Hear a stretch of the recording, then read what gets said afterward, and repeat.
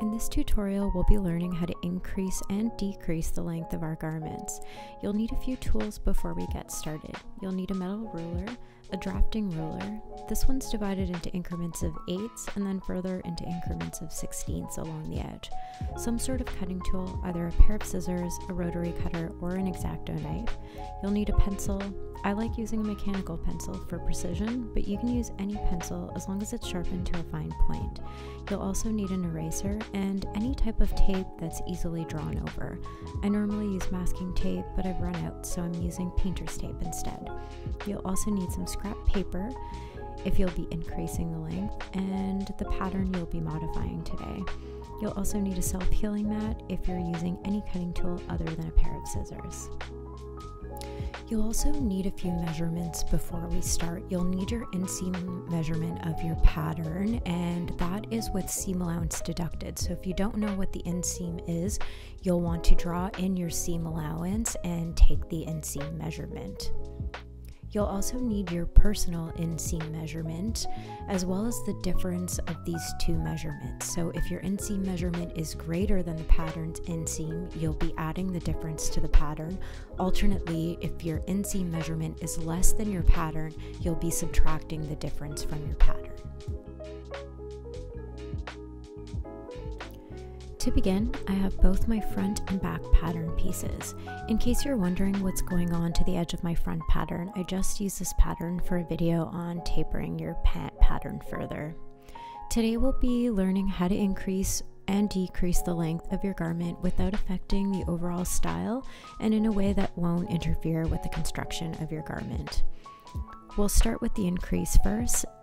And as an important note, whatever we do to one pattern piece, we'll need to do the same to any pattern pieces that will be sewn to it.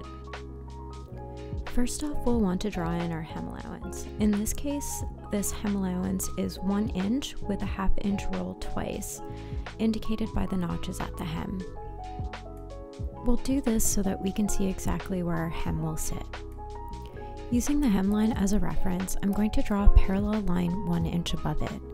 Next, we'll do the same to the front.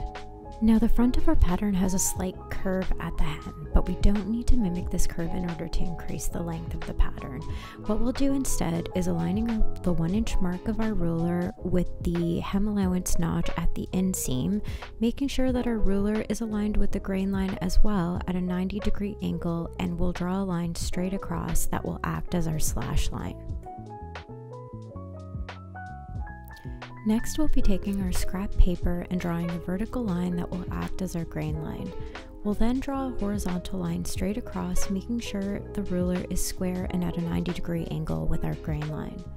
Next, we'll draw a line above and parallel to our last line, with the distance between the two being our increase measurement.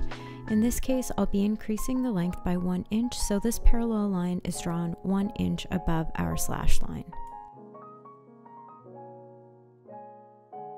Setting the paper aside and moving back to our pattern, we'll cut the slash line that we drew in above our hem. The reason we're working above the hemline and not directly at the hemline is because we don't want to alter the width of our hem opening.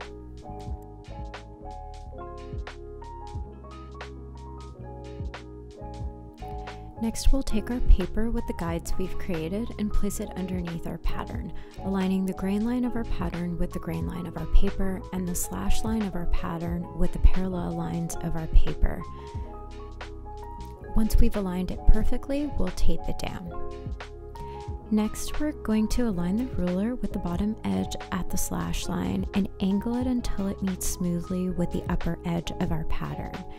This merge line will look a bit different for everyone depending on your pattern and the amount of increase used, but what's important is that it merges smoothly without any aggressive angles or points at the outer edge.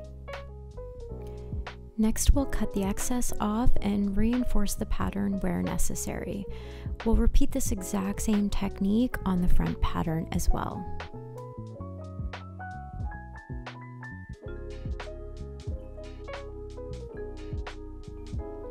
Next, we'll move on to decreasing the length. We'll be using the exact same technique, only we won't need any additional paper.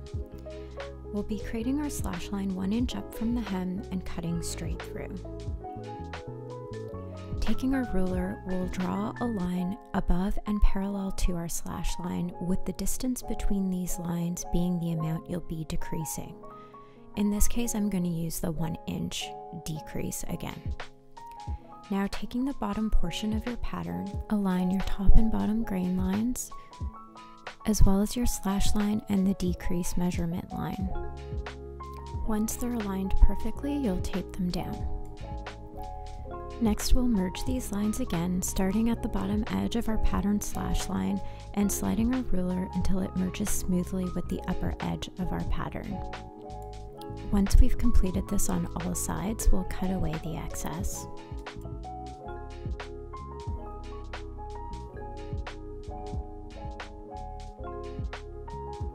We can apply this technique to increasing or decreasing the length of any garment.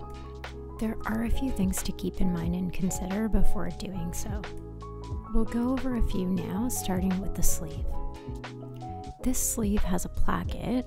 Try to ignore the placket slits to the left and just focus on the slit to the right, which applies to the size we're using. On this sleeve, if we were to apply the change 1 inch above the wrist area of our pattern, we'd be increasing or decreasing the placket slit. And we don't really want to do that.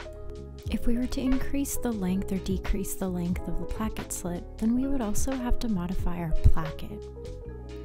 The placket's purpose is mainly for function, to allow the hand through the opening at the wrist. Although it can be a design detail, and if you wanted to, you could make an extremely long placket. You would never want to shorten it because then its function would be lost. In the case of a sleeve with a placket, we would be applying these changes above the placket area. This way we avoid any mods to other connecting pattern pieces.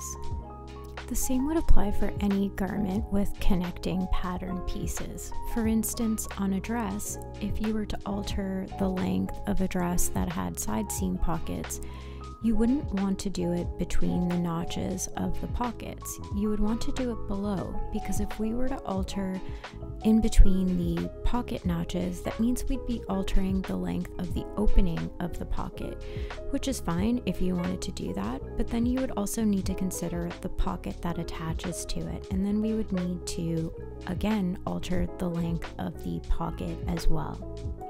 So as a general rule, always try to alter the garment closest to the hem if possible, and keep in mind and consider any attaching pieces. And that marks the end of our tutorial today. I hope you found this helpful. If you have any questions, please leave them in the comments below. And if there are any videos you want to see related to pattern mods, let me know and I'll create a video for them. Thanks again.